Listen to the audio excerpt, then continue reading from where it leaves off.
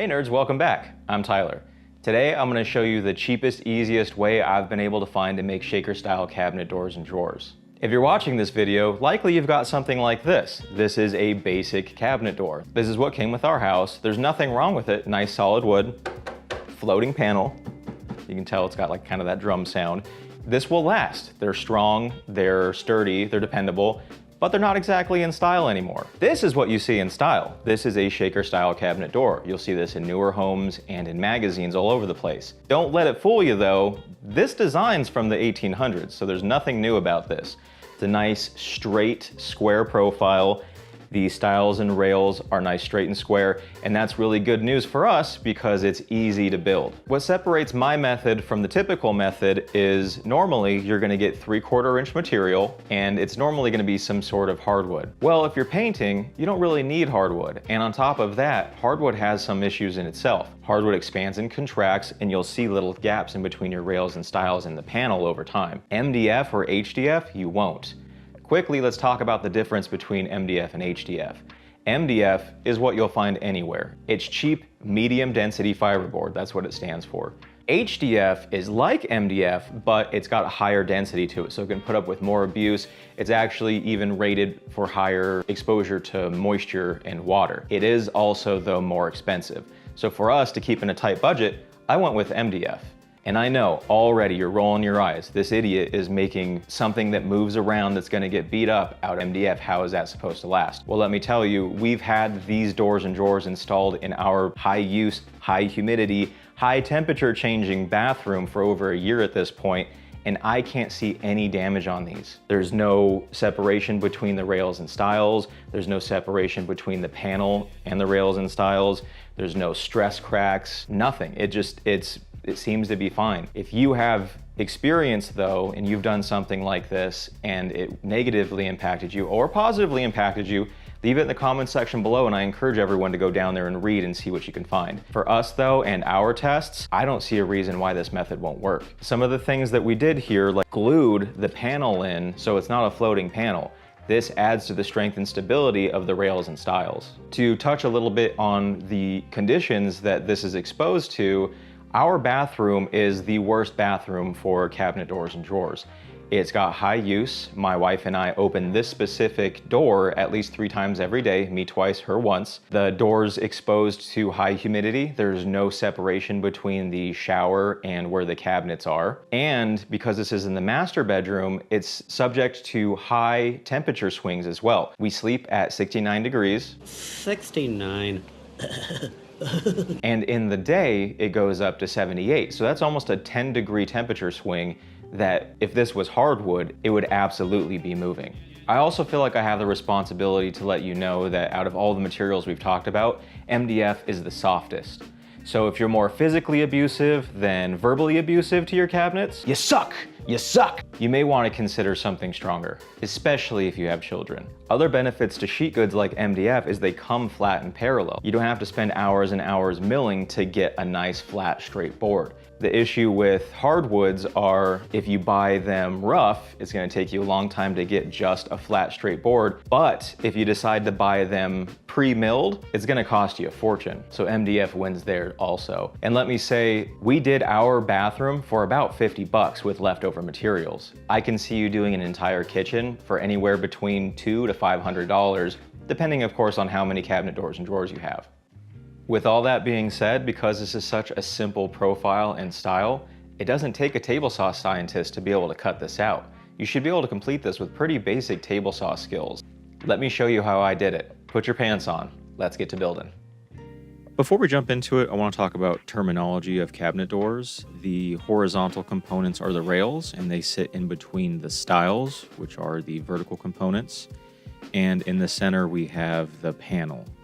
Hopefully this helps as we go through this process. General consensus for the width of the stiles and rails for your cabinet doors and drawers is anywhere from 2 to 2.5 inches. For me, I'm going to split that down the center and do 2.25 inches for these. Be considerate of the shape and size of your drawers. You don't want to have wide rails and stiles and a really skinny, strange looking panel in between. I'm showing off this added length for my auxiliary fence. It really helps with cutting sheet goods. And here is my one-man setup for cutting long sheet goods. I've got this cool little roller supporter that I put in the back, and it helps keep the sheets manageable. I'm showing you here my setup for cutting the stiles. I have a simple stop block over here with my miter saw stand, so it's kind of built in. It's a really cool stand. I'll link it if it's still available. If you're having trouble figuring out your measurements for this, I made a measurement video. You don't want to just measure your old cabinet doors and drawers and then recreate them at the same size. You may want to change the gaps to be a closer, tighter gap or a bigger gap or a larger or smaller drawer or door. So check that video out. I'll link it right here. I promise you it's the easiest way that I've been able to find how to do this. The rails were an awkward length for me to try and put together some sort of stop block solution for. So instead of spending the time doing that, I just paid extra attention to the lengths, made sure I was accurate on my measurements and my cuts. And here's the result. A perfectly cut set of rails and stiles for 2 doors. I would also recommend cutting a couple extra stiles and a couple extra rails. Here they are. Like I was saying, the terminology is going to help. I label them, stiles and rails, so I don't goof up somehow. But yeah, cut extras. You're going to need, on top of that, a piece of scrap. This is going to help you sneak up on the perfect dado width. What I got here is 5mm plywood, which is also about 3/16. What we're going to do is take our scrap piece. This is how we're going to sneak up on our perfect dado. Use the plywood scrap. I suggest cutting one out if you don't have one. Then keep it handy for the future. Set it up in the center as best as you can and make some pencil marks in the center as close as you can. And what we're going to do is we're just going to use this as a guide. And you'll see in a second why perfection doesn't actually matter. This is just how we start. Set your table saw for a 3/8 inch deep dado cut. I'm using this neat little setup block, but you can use whatever you like.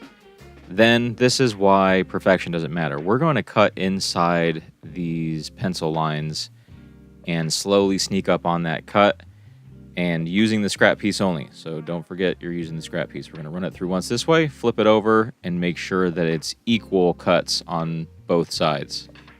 Labeling them helps actually, and if I start always with the label on the outside, I know what I've done and what I haven't. So I run it through once, flip it over, now the label's in towards the fence, and as by design, the 5mm piece actually won't fit in the slot yet. So we want to sneak up on this. So the first one, we want to be so tight it doesn't fit. Give the fence a little tippity tap and then run it through again on both sides. Very, very minor adjustments. It may take you a few different times before it fits. And at this point, nice and snug. You don't want to have to really force it in. You don't want to have to really be able to put a lot of force to pull it out. But sitting in there by itself so that it doesn't fall out, that's really the sweet spot. Now that our scrap piece fits perfectly with the panel, we're going to set that aside. We know that our fence is dialed in. Now we could run all of our pieces through. I'm going to run all my rails and all my stiles through. Again, I'm going to make sure that I have the labeled side on the out first, flip it over, run it through a second time, and likely what I'll do, I'll take this and I'll test it. I know that I just did the scrap piece, but it doesn't hurt to double check everything, and just like we were talking about, it fits perfect, man. So at this point, you know for sure that the rest of your pieces are good. Go ahead and run all of your rails and all your stiles through using that process. At this point, you really can't mess this up. It's super easy. Hey, just wanted to say thank you for tuning in. I do all this stuff for free. I don't have any sponsorships or anything like that. So if you're enjoying the video and you haven't subscribed yet, I hope today's the day that I can earn that subscription. If you're looking to support the channel in other ways, I've tried my hand at shirt designs. Now, heads up, this is mostly 16-year-old guy humor, fart and wiener jokes until the day I die, but that link is in the description to that shirt shop as well. And lastly, if you're the type of person that would take a buddy out for helping you with a project, and in this case, I'm your buddy and I helped you out with your project, and you'd like to buy me a drink, there's information in the description for that as well. But I just wanted to say thank you, I really appreciate you watching. Let's get back to the build. I'm gonna be using my Incro 1000 HD miter gauge. If you're in the market for one, this one's sick. It has all the angles and very easy to dial in. But the one that you have with your saw will work fine, or if you have like a miter sled or something like that, that'll also work. But I'm going to set this up. I'm gonna use a stop block here, and I'm gonna set this up for the 3/8 inch dado that we cut earlier. And that way the tenon, basically, that we're cutting out here will fit in that 3/8 inch mortise or groove or dado, whatever you want to call it. I would suggest, just like before, cutting short on this and then sneaking up on that cut to get the perfect depth for what's basically going to be a tenon on the edge of this. So what we're doing here, this is another representation. On the top, we've got the stile where the rails are going to connect into, and on the bottom, we've got the rail.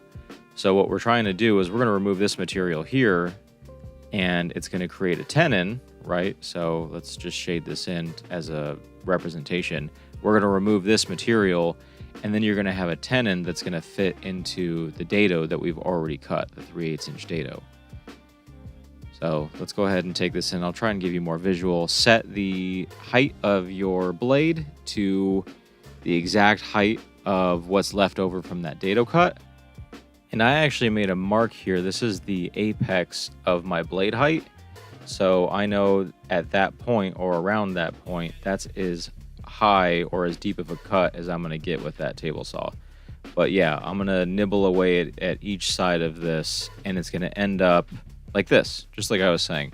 This is basically gonna be a tenon after everything's said and done, after we cut some of these pieces off. But let me show you from different angles how to do this.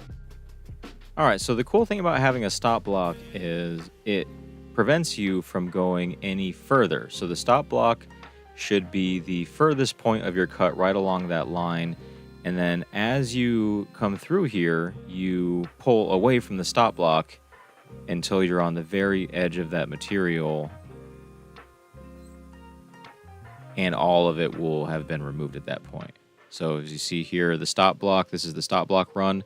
And that is on the very line. That's as far as I want to go. And then I just move it a little bit closer each time to the edge and slowly remove the remainder of those pieces, creating the tenon that I desire. As I go through too, to remove any high spots, I'll move this over the blade, and while it's over the blade, I'll pull the piece across the blade, and that you'll see what I'm talking about when you get there. You'll have like these peaks, these little peaks from, like, you know, maybe a spot that you didn't cross over with the blade. Here I go again with that technique. And so dragging it across the blade completely flattens it out. So just trust me, check it out. You'll see what I'm talking about when you get there.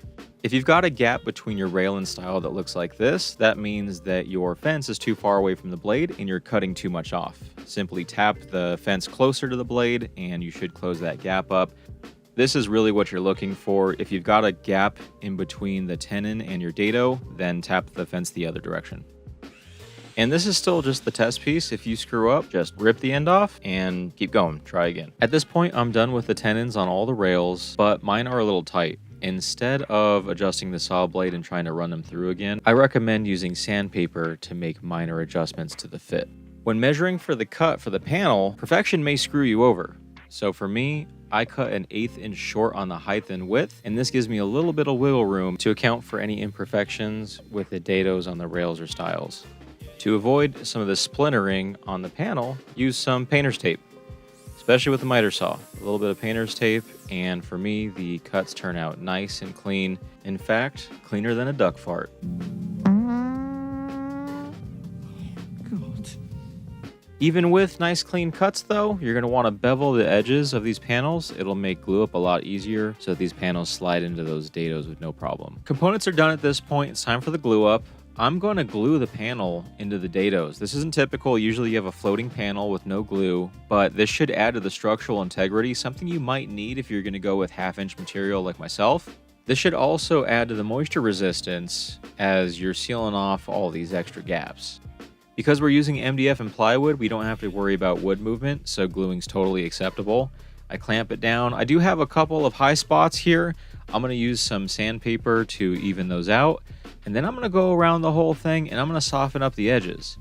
On the outside here, you can see just barely a little bit of a round over just to soften that up.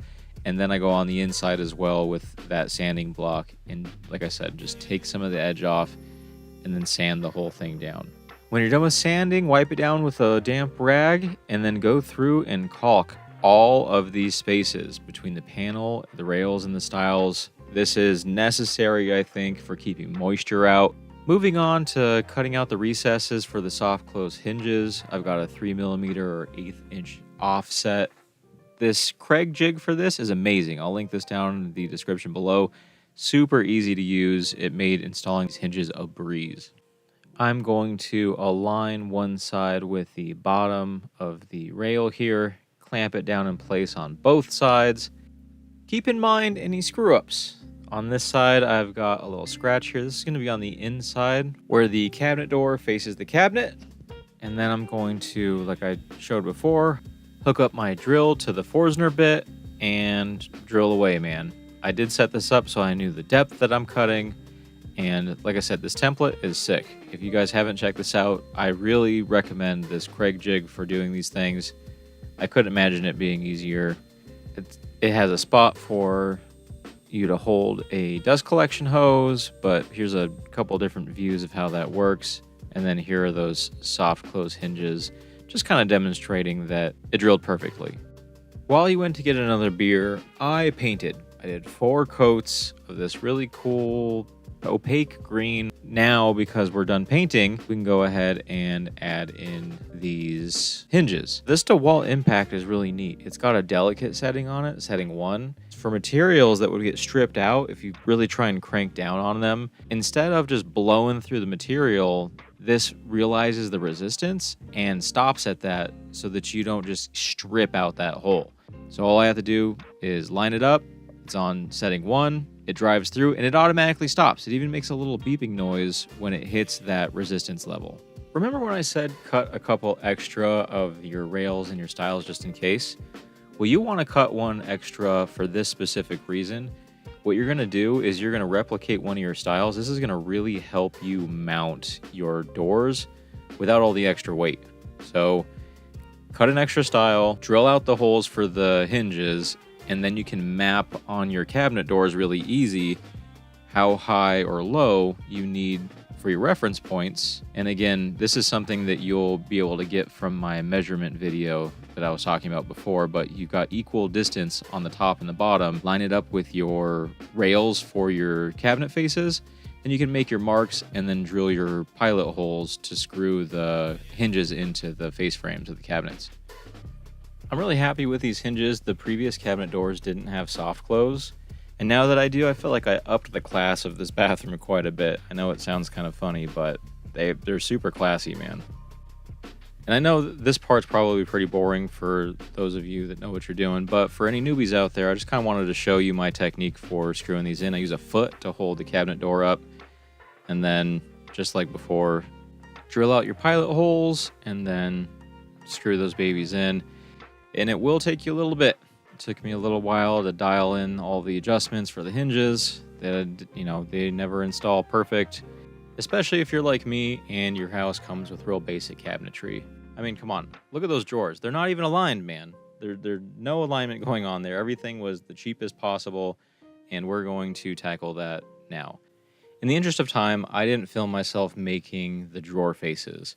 It's the exact same procedure, the same width for the stiles and rails. I would just caution you to make sure that the stile and rail combination isn't going to make that panel too small for you. These drawers that I'm working on now and that I just dropped a face for, they did use very small panels, but I think it looked really nice. Just something to consider. I nailed a bunch of crap together to create a spacer for the back portion here. All this basically does is hold the drawers forward, proud of the face frame of the cabinet. This way, when I go to install the drawers, I got a little wiggle room there to work with. And specifically, this will be helpful as I'm using a nice little drawer clamp system that I'll show you here in a second. To ensure that the drawers meet up with the bottom of the doors, I'm going to clamp a piece of MDF here on the bottom. And this is where we're going to start our installation for the drawer faces. The method here to make sure that you're centered is measure out the entire space and subtract the measurement of your drawer face and then divide the remainder in two. That's how much you'll have on each side of the drawer, and I suggest measuring the top and bottom to make sure that these spaces are equal. Now, I've got a bunch of different clamping systems that I paid for, you're welcome, and I tested them out to see if they would work well. These ones were god-awful. Do not buy these. It's a waste of money. These ones are sick, but they don't actually work on these tiny drawers. If you're doing like a full kitchen or something where you have regular sized drawers, I actually highly recommend those red ones. These blue ones, though, they're nice. They work. They're just slower. And these ended up being the solution for me. If you're looking for them, all of these, actually not the first ones because they're crap. I won't have those in the description. But the other two, these are Rockler. I'll have these in the description as well as the red ones. And again, after you make your measurements and you know how much to include on each side, I recommend making little spacer blocks. It's just so much easier, man, and it guarantees you the same spacing all the way around. And so after I have these clamped in, these clamps hold it really well. So no issues there for me. They hold the face frame right up against the drawer box, and then I'm able to drill out my pilot holes and then screw in my screws with no issues. Just like we used a spacer for the sides, I also recommend one for in between. Now again, if you follow that measurement video that I made, you'll know exactly what your measurements should be in between each of your drawers, and then you'll be able to cut your spacer exactly to that detail. One thing I would recommend keeping an eye out for is your panel will not accept a screw. So make sure when you're drilling your pilot holes and figuring out where you're going to drive your screws into, that you're going into the thick MDF and not that thin plywood panel. It will go straight through and you'll be pissed because at this point everything's basically done and you will have ruined your drawer face. Due to the adjustments that you make on the cabinet doors, your drawers actually might not be absolutely perfect. The spacers were just a hair too tight. They still would have fit, but they probably would have removed a little bit of paint.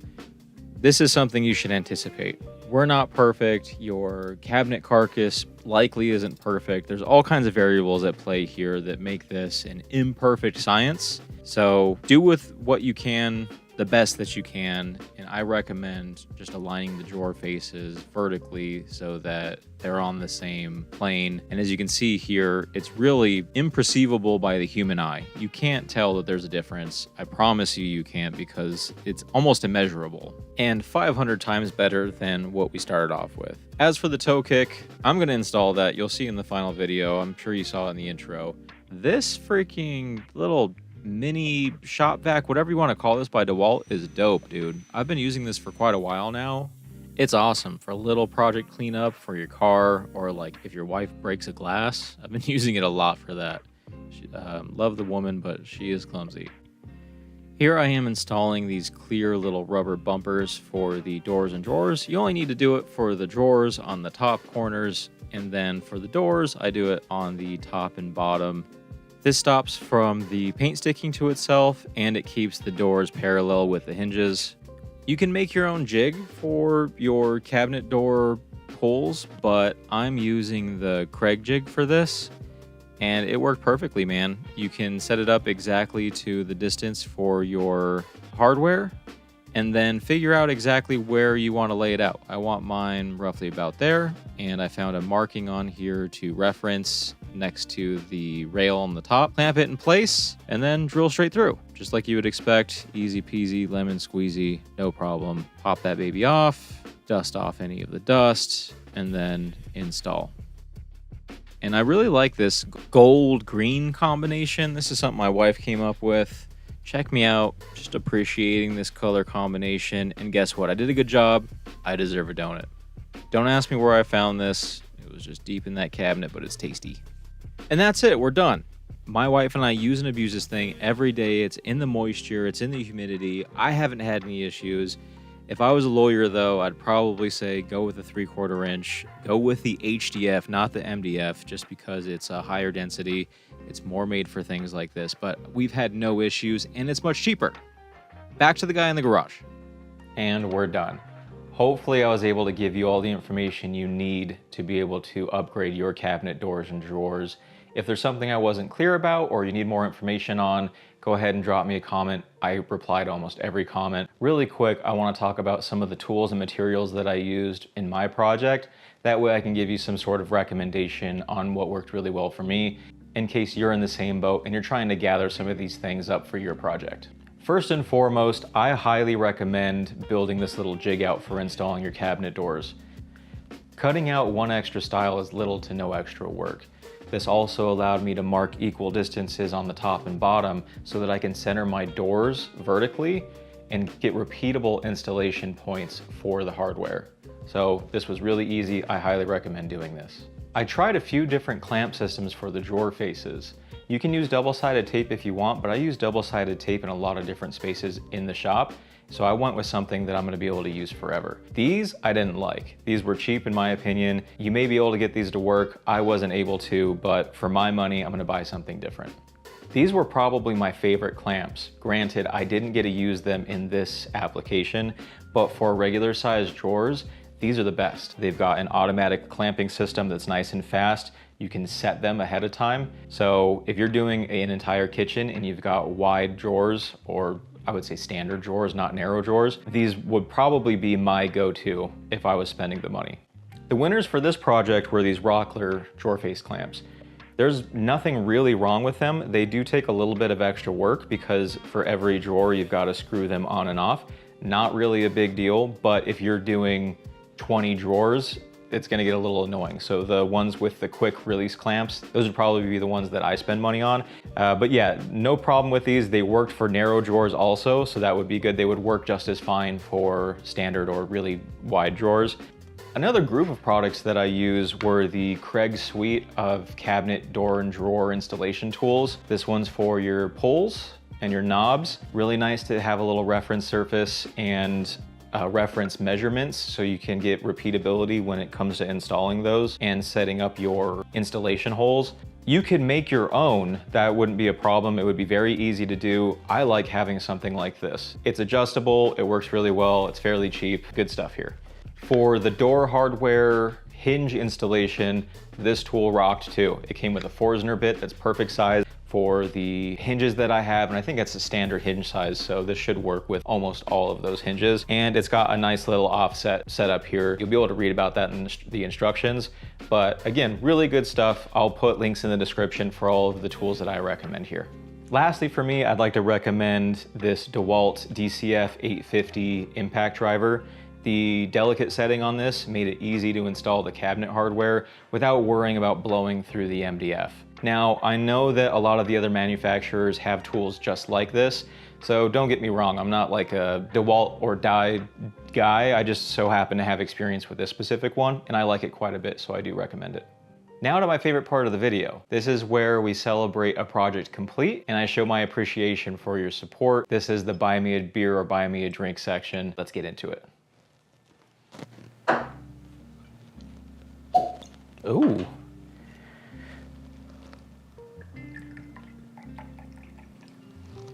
Oh, that's cheating. There we go. Nice. So here's a toast, a show of appreciation to those of you supporting the channel and my little dream here. I'd like to start with my Patreon supporters. That's Austin, Armando, Justin, Miguel, Nicholas, Ventislav, Tyler, Tim, and Adam.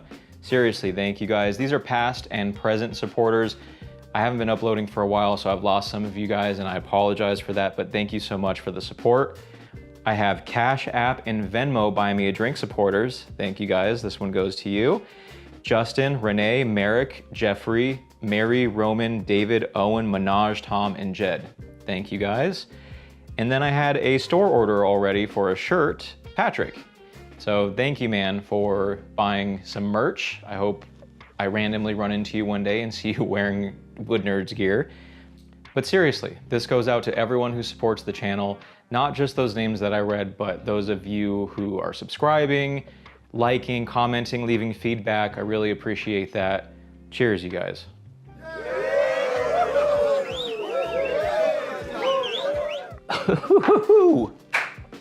Yes.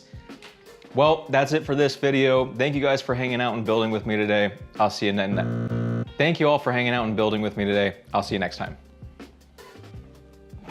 Whew.